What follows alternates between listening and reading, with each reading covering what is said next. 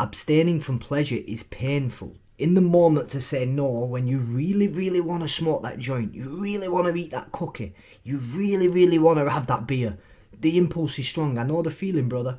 It's strong. When it's pulling and it's there, it's hard to get it out your mind. But if you can be sovereign, stand on your own 2 feet and decide no, which is painful, guess what meets you at the other end of that?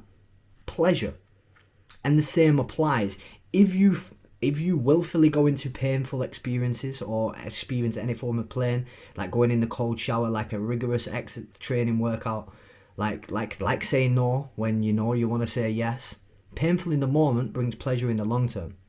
And this is what the Greeks Epicurus and the Epicureans are talking about. So when you've ever heard about Epicurean, it's a Greek philosophy or a philosopher, and he has a philosophy and is very surrounded by the pleasure pain or the pleasure principle. And you typically picture the Greeks with like the ball of grapes and the wine, so it's very pleasure induced. But he actually lived such a solitary life where he abstained from all pleasure, didn't have sex. I'm gonna read this entry out of the book in a minute. Arguments. What are the arguments against pleasure? They are already stated explicitly, indicating perhaps that many humans have deeply rooted ambivalence to pleasure that needs to only be refreshed from time to time by philosophical and religious reminders.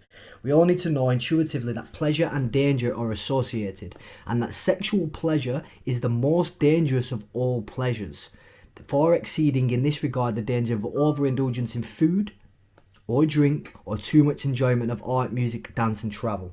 In fact, these other activities are sometimes tainted by the association of other pleasures with sexual pleasure.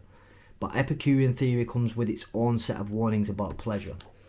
So we need to start viewing pleasure through this lens, because let's use sex as an example quickly.